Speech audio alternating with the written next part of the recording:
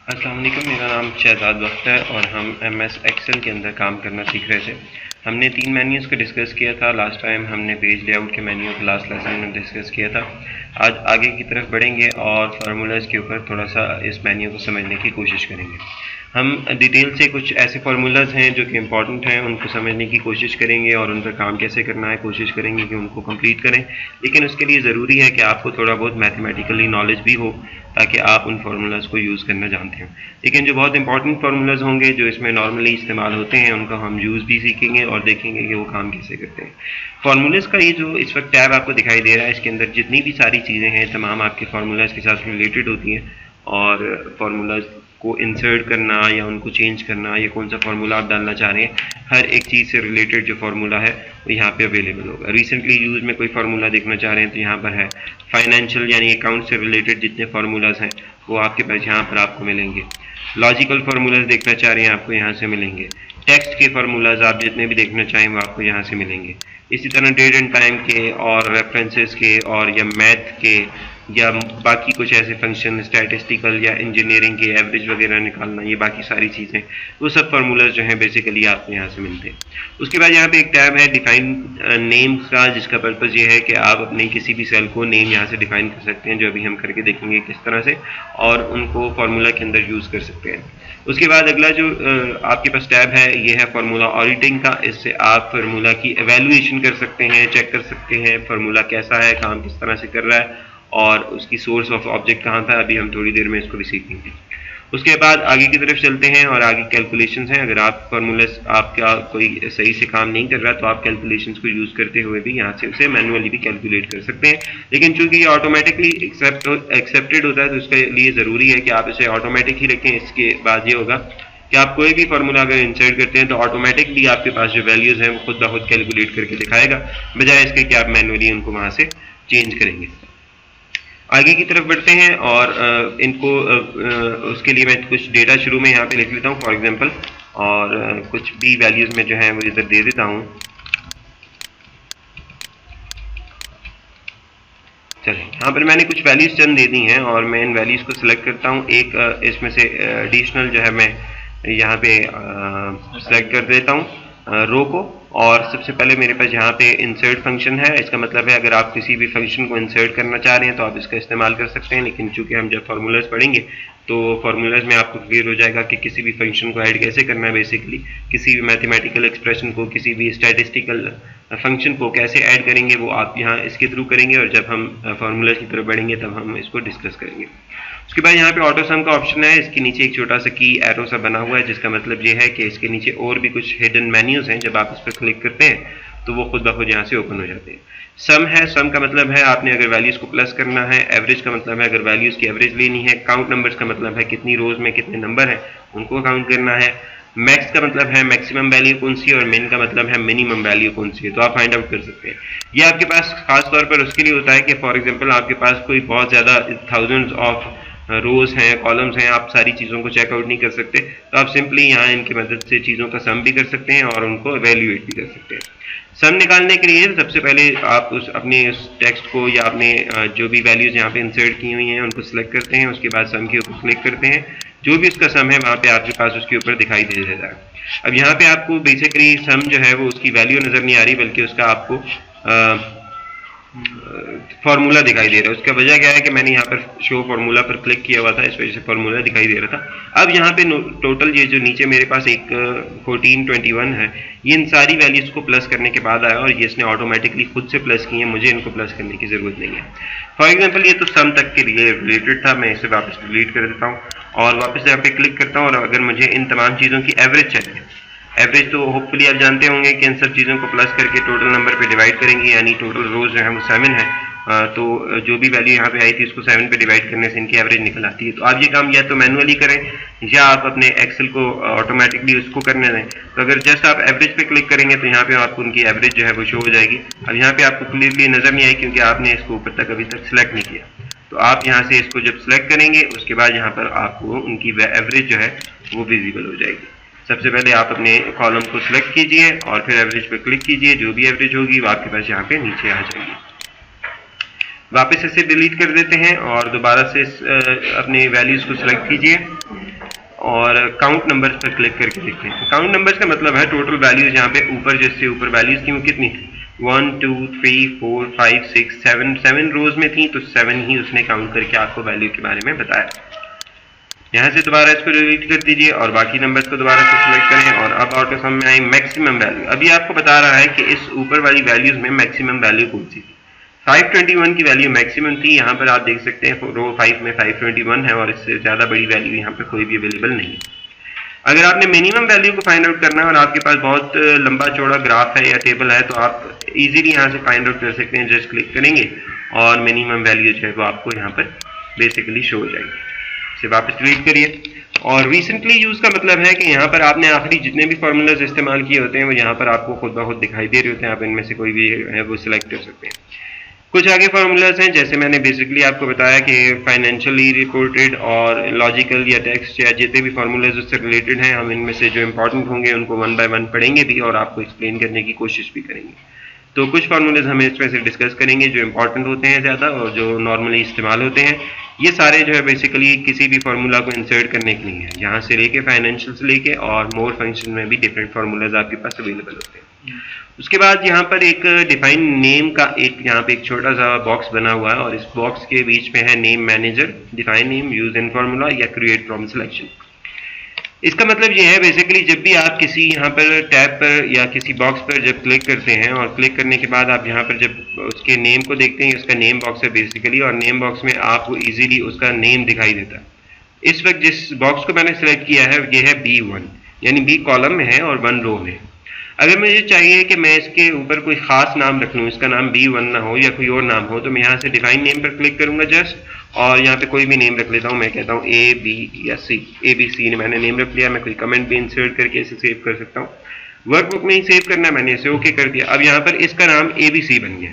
इसको मैं अगर चेंज करना चाहूँ तो मैं यहाँ से दोबारा डिफाइन नेम लेके इसे मैं कर लेता हूँ XYZ और इसका नाम मैं चेंज करके यहाँ से QWE कर लेता हूँ और इसका नाम चेंज करने के बाद मैं ZXC कर लेता हूँ। अब बेसिकली यहाँ पे आपके पास डिफरेंट नेम्स जो हैं वो बन चुके हैं। आप देखें जिस भी आप उस पर क्लिक कर रहे हैं वो जो आपने नेम डिफाइन किया था आपको वहाँ पर वही नेम शो हो रहा है। तो नीचे के नेम चूंकि आपने चेंज नहीं किए तो वहाँ पर उसके वही नाम हैं जो पहले से मौजूद थे आपके पास। अब उसके बाद नीचे ऑप्शन है यूज इन फार्मूला का। फॉर एग्जाम्पल अगर मैंने यहाँ से इस नेम को किसी फार्मूला में इस्तेमाल करना है तो मैं यहाँ से यूज इन फार्मूला कर लेता हूँ और जब मैं इस पर क्लिक करता हूँ तो मुझे कहता है कौन से वाले बॉक्स को आपने फार्मूला में यूज करना है। डिफरेंट नेम्स थे ABC, QWE, XYZ और ZXC, ये सारे वो नाम हैं जो हमने डिफाइन किए थे। तो वो पूछता है कि कौन से वाले बॉक्स को आपने फार्मूला में यूज करना। मैं कहता हूँ ABC को करना। जब भी आप किसी भी चीज को ABC के फार्मूला के दरम्यान में यूज करते हैं उससे पहले इज इक्वल टू का साइन आ जाता है। ये साइन आप चाहें तो आप मैनुअली भी डाल सकते हैं।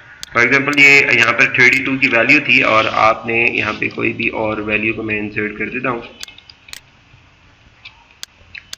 अगर आप यहाँ पे इज इक्वल टू का साइन डाल देंगे तो अब ये एक फार्मूला के तौर पर आपके पास बन गया है और आपको उसका नाम वगैरह जिसके साथ भी आप उसको ऐड करना चाह रहे हैं वो आपको उसके बारे में शो कर रहा है। तो हम बेसिकली इसे डिफाइन करेंगे तो आप यहाँ से इसे फार्मूला के बीच में यूज कर सकते हैं। नेम मैनेजर पर क्लिक करें तो जितने भी आपने नेम्स जो थे डिफाइन किए थे आपको बता रहा है कौन से बॉक्स में थे, क्या उसका वो था और सारी चीजें जो है वो आपको डिस्कस करके बता रहा है और आप उस पर डबल क्लिक करके जैसे क्लोज भी कर सकते हैं या उसका नेम वगैरह चेंज करना चाहें वो यहाँ से डबल क्लिक करके उसका नाम भी चेंज कर सकते हैं। उसके बाद अगर फॉर एग्जांपल अब मैं चाह रहा हूँ कि यहाँ पर मेरा एक फार्मूला है 2 3 4 और मैं इसको चेंज करना चाह रहा हूँ किसी और के साथ, तो मैं क्या करता हूँ यूज इन फार्मूला करता हूँ। ABC को यूज किया फार्मूले को और दूसरा फार्मूला मैं ऐसे लगाता हूँ। यहाँ पर वैल्यू 0 आ गई। 0 इस वजह से आई क्योंकि मैंने कोई चीज़ डिफाइन ही नहीं की कि मैं किस किस चीज़ों को यहाँ पर बेसिकली ऐड करना चाह रहा हूँ। तो उसके लिए मैं वापस कंट्रोल Z की मदद से अंडू करता हूँ और यहाँ पर एक बॉक्स में मुझे फॉर एग्जांपल इस वाले बॉक्स का और इसका सम चाहिए, इन दोनों बॉक्स को सम करना है। अब इनको सम करने के लिए पहले मैं इसका नाम देखता हूँ ABC है, इसका नाम है XYZ और मैं अगर इस बॉक्स पे यहाँ पर इसका सम निकालना चाह रहा हूँ तो मैं कहता हूँ is equal to ABC plus XYZ। अब मुझे वैल्यूज देने की जरूरत नहीं है क्योंकि यहाँ पे ऑलरेडी मेरे पास एक्सेल स्मार्ट इनफ है, उसे पता है कि XYZ के अंदर क्या वैल्यू है। जस्ट मैं फार्मूला के केस में इसे एंटर करूंगा और इन दोनों का सम मेरे पास जो है वो यहाँ पर इस बॉक्स में आ जाएगा। 234 प्लस 34 जो है 268 होता है। ये इन दोनों का सम है, आप इस तरह से निकाल सकते हैं। आप चाहें तो आप इसका माइनस भी कर सकते हैं वैल्यूज को। 234 माइनस 34 इंटर करेंगे। अगर आप वैल्यूज को नहीं माइनस करना चाह रहे तो आप इवन उसके नेम से भी उसे माइनस कर सकते हैं। आप कहते हैं is equal to ABC minus XYZ enter करेंगे, फिर भी आपके पास वो वैल्यू खुद ब खुद आ जाएगी। तो यानी यहां से आप जो है वैल्यूज को फॉर्मूलाज को यूज करते हुए निकाल सकते हैं। क्रिएट फ्रॉम सिलेक्शन का मतलब है आप किसी सिलेक्शन को चेक कर लेते हैं, उस पर मार्क लगा लेते हैं और उनको सिलेक्ट कर लेते हैं और उसके बाद क्रिएट फ्रॉम सिलेक्शन का क्लिक करते हैं। अब चूंकि लेफ्ट कॉलम की तरफ है, आप इनको वैल्यू देना चाह रहे हैं, कोई नाम बनाना चाह रहे हैं तो जस्ट ओके कर लेते हैं। इस पर कोई प्रॉब्लम की वजह से नहीं आया। क्रिएट फ्रॉम सिलेक्शन अगेन करें, टॉप रो पर चेक लगाएं और ओके करें। अब देखेंगे आप जब भी आप ड्रॉप डाउन मेन्यू में जाएंगे, बेसिकली आपने जो सिलेक्शन बनाई थी यहाँ पर आपके पास जो है वो विजिबल हो जाएगा और आपके इस नेम में आपको क्लियरली दिखाई दे रहा होगा। अब ये भी आपकी सिलेक्शन जो आपने इनको क्रिएट किया था, ये आप फार्मूलाज के अंदर बेसिकली इस्तेमाल कर सकते हैं। इनको भी एक इंडिविजुअली नाम मिल चुका है और फार्मूलाज के बीच में आप बेसिकली इनका यूज जो है कर सकते हैं। आगे की तरफ बढ़ते हैं और यहाँ पे ट्रेस प्रेसिडेंट्स या ट्रेस डिपेंडेंट्स का क्या मतलब हो सकता है। फॉर एग्जाम्पल आपने कोई बहुत लंबी चौड़ी कैलकुलेशन की नहीं और आप जानना चाह रहे हैं ये 268 जो है ये कहाँ से आपके पास वैल्यू आई। जस्ट आपने लिखी है ये वैल्यू आई कहाँ से है, तो आप यहाँ पे ट्रेस प्रेसिडेंट पे क्लिक करते हैं तो अब आपको ये बता रहा है कि ये वाला जो बॉक्स था और ये जो बॉक्स था, इन दोनों से मिलकर ये वैल्यू बनी है। यानी खुद ब खुद ट्रेस प्रेसिडेंट से आपको एरो लगाकर बताएगा कि ये वैल्यू यहाँ पे आई है तो किस जगह से आई है, उसका सोर्स क्या था। इसी तरह आप इस पर क्लिक करें और ट्रेस प्रेसिडेंट करें तब भी वो वैल्यू आपको नहीं दिखा रहा। अब यहाँ पे वैल्यू नहीं दिखा रहा। अब यहाँ पे आप चेक लगाते हैं ट्रेस डिपेंडेंट पे। डिपेंडेंट का मतलब है कि ये वैल्यू जो अगर आपके पास अवेलेबल है तो ये डिपेंड किस पे कर रही है। अब फॉर एग्जांपल यहाँ से मैं रिमूव एरो करता हूँ और इस एरो को हटा देता। ये तो था कि मैंने आंसर को फाइंड आउट करना है कि ये कहाँ से आ रहा है, इसका सोर्स कहाँ है, इस पर चेक लगाना है। अगर मुझे फाइंड आउट करना है 34 जो है ये किस इनमें से किसके साथ इस्तेमाल हुआ है, किस में से यूज हुआ है, तो मैं करता हूँ ट्रेस डिपेंडेंट। अब ये बता रहा है कि 34 एक जहां पर भी इस्तेमाल हुआ है, ये 34 यहां पर भी इस्तेमाल हुआ। तो बेसिकली आपको डिपेंडेंट के बारे में भी बताता है और प्रेसिडेंट यानी जो आपका आंसर आया होता है उसके बारे में भी बताता है। एरोज को अब अगर आपने फॉर एग्जांपल कहीं पे एरो लगाए उनको रिमूव करना चाह रहे हैं तो आप रिमूव एरोज करेंगे, सारे एरोज रिमूव हो जाएंगे। अगर रिमूव प्रेसिडेंट एरोज करेंगे तो प्रेसिडेंट के एरोज रिमूव हो जाएंगे। रिमूव डिपेंडेंट एरोज करेंगे तो उसके एरोज जो है वो आपके पास रिमूव हो जाएंगे बेसिकली। तो आप यहाँ से इजीली इस तरह से काम जो है आपको बहुत आसानी होती है। जब आपके पास फॉर एग्जांपल बहुत बड़ा टेबल बना हुआ है तो आपको फाइंड आउट करना है कि वैल्यू यहाँ पे किसने लिख दी है या किस जगह से आई है आपके पास, तो आप उसकी सोर्स को डिटेक्ट करने के लिए यहाँ पर इन दोनों का इस्तेमाल जो है वो बेसिकली कर सकते हैं। अब आपने किसी भी जगह पर यहाँ पर एक वैल्यू को निकाला है और ये फॉर्मूला आपके पास यहाँ पर इसका अवेलेबल है कि ये क्या है फॉर्मूला बार में, लेकिन आप चाह रहे हैं कि आपकी एक्सेल शीट के अंदर उसका फॉर्मूला नजर आए बल्कि उसका आंसर नजर ना आए, तो आप शो फॉर्मूला पर क्लिक करते हैं। अब आपको तमाम वैल्यूज का जो है वो फॉर्मूला दिखाई दे रहा है और उनके आंसर जो है अब आपको दिखाई बेसिकली नहीं दे रहे। इसी तरह शो फार्मूला को अनचेक करें तो आपके फार्मूला जो है वो वापस गायब हो जाते हैं। एरर चेकिंग का मतलब है अगर यहाँ पर कोई गलती हुई हुई है, कोई मिस्टेक है, कैलकुलेशन में कोई मिस्टेक है या आपने कोई गलती की है तो आप यहाँ से एरर चेकिंग को कर सकते हैं। अगर कोई भी एरर होगा तो आपके सामने आ जाएगा और आप उसे ठीक कर सकते हैं। ट्रेस एरर का मतलब है अगर कोई एरर हुआ था तो आप उसे ट्रेस करने के बाद उसे करेक्ट करें। बेसिकली जब भी आप आगे काम करेंगे अगर आपने कोई एरर किया हुआ होगा तो आपके पास वो इजीली शो होगा। इसी तरह एवेल्युएट फार्मूला का मतलब है अगर मैं इस फार्मूला को शो करूं और यहाँ पर एवेल्युएट फार्मूला पे क्लिक करता हूं तो अब यहाँ पे आपको बता रहा है रेफरेंस है इसका शीट 1 है और ये कोई D और 3 ये इसका नेम है बॉक्स का, ये आपके पास यहाँ पे शो हो रहा है और फार्मूला ये वाला। इसकी इवैल्यूएशन आप करना चाह रहे हैं कि इस फार्मूला का रिजल्ट क्या होगा फॉर एग्जाम्पल, तो आप इवैल्यूएट करते हैं तो वो बता देता है 234 इसका जो आंसर है प्लस XYZ ये इसकी वैल्यूएशन है। यानी ABC को जो वैल्यू थी वो 234 थी, उसमें आप XYZ को प्लस कर देंगे तो आपके पास ये आंसर आ जाएगा। दोबारा से वैल्यूएट पे क्लिक करें तो वो बता देगा कि XYZ की वैल्यू क्या थी बेसिकली। यानी स्टेप वाइज आपका फॉर्मूला किस तरह से काम करता है आप उसकी इवैल्यूएशन जो है वो यहाँ से इजीली कर सकते हैं। 234 प्लस 34 दोबारा से वैल्यूएट करेंगे तो आंसर आ जाएगा 268 जो कि यहाँ पर इसका आंसर था बेसिकली। रीस्टार्ट करें दोबारा से वैल्यूएट करना है तो आप कर सकते हैं।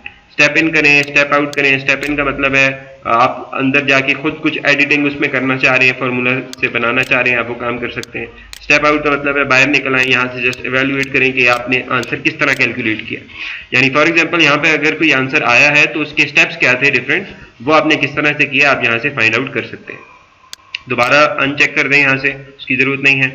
तो बाकी के जो कैलकुलेशंस के ऑप्शन है, फॉर एग्जांपल यहाँ से आप ऑटोमेटिक कैलकुलेशन करते हैं। जब भी कोई वैल्यू यहाँ पे आप इंसर्ट करते हैं, एक्सेल जो है वो ऑटोमेटिकली उसको वैल्यूज को प्लस कर लेता है। मैं कहता हूँ 245 माइनस 67। अब यहाँ पे कैलकुलेट, चूंकि ऑटो पे मैंने क्लिक किया है, तो जब मैं इसे ओके कर देता हूँ या दूसरे बॉक्स पे क्लिक करता हूँ तो ऑटोमेटिकली जो वैल्यूज हैं फार्मूला में लगाता हूँ वो उस पर खुद ब खुद जो है क्लिक कर लेता है। तो बेसिकली आज का ये जो लेक्चर था वो इसी के हवाले से था। वॉच विंडो का जो ऑप्शन है, इससे आप किसी भी एक सेल को वॉच कर सकते हैं। फॉर एग्जांपल मैंने ये सेल सेलेक्ट किया है, मैं इसे ऐड कर लेता हूँ और यहाँ पे मैंने इसे ऐड कर दिया है, इसका फार्मूला भी ऐड हो चुका है। अब मैं इसे यहाँ पे मिनिमाइज करके, रीसाइज करके या मूव करके पैनल को कहीं पे भी लगा सकता हूँ और यहाँ पे साथ साथ मेरे जहाँ जहाँ पे फार्मूलाज में डालूंगा मैं इन्हें ऐड वॉच में डाल के तो इंसर्ट करके बाद में उनको देख सकता हूँ कि फार्मूला कौन से कहाँ पर इस्तेमाल किए गए हैं। और ये यहाँ पे आपको नजर आएंगे कि शीट 1 में है, उसका नेम क्या था या जो भी था। आपने चूंकि अगर नेम यहाँ पे डिफाइन नहीं किया हुआ तो आपको दिखाई नहीं दे रहा। अब यहाँ पे इसका नेम है, नेम हमने डिफाइन किया है तो आपको बता रहा है ABC है, सेल ये वाला है, उसकी वैल्यू ये वाली है, फार्मूला ये वाला है। तो आप यहाँ से बेसिकली वॉच कर सकते हैं, अपने फार्मूलाज को वापस अनचेक करें तो ये खत्म हो जाएगा। फार्मूलाज का मेन्यू हमने बेसिकली आज डिस्कस किया है। नेक्स्ट क्लास के अंदर हम नेक्स्ट लेक्चर में डेटा पे और रिव्यू के मेन्यू पे, रिव्यू का मेन्यू बिल्कुल उसी तरह से है जैसे वर्ड का मेन्यू था और व्यू का मेन्यू भी ऑलमोस्ट जो है वो उसी तरह का है। हम इसमें जो भी चेंजेस आएंगी उनको इंशाल्लाह डिस्कस करेंगे आने वाली क्लासेस में। आज के लिए इतना ही था। वीडियो को दोबारा से देखिए और इस पे अपनी मर्जी से कुछ एक्सेल शीट के ऊपर कुछ डेटा बनाने की कोशिश करें।